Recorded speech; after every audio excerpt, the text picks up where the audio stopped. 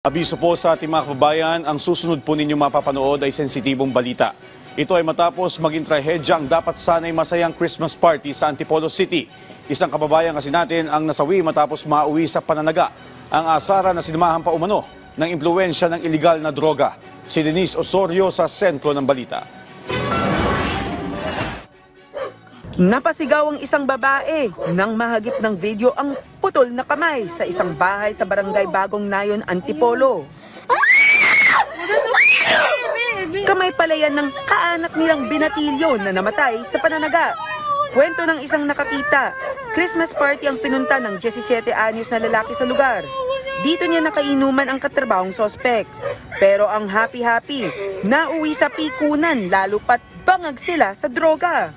Mga lasing po sila at base po sa kwento, sa kwento ng suspect, nagkagamit po sila ng droga. Yung para nagkaroon pa sila ng ng asaran, pabiro lang naman na sabi, tagain kita dyan eh. Tapos, parang dinibdib ng suspect.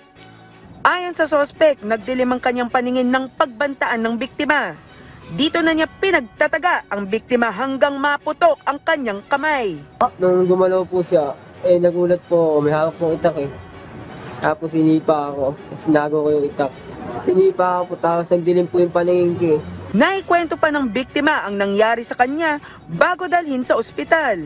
Nakausap nung nanay yung kanyang anak.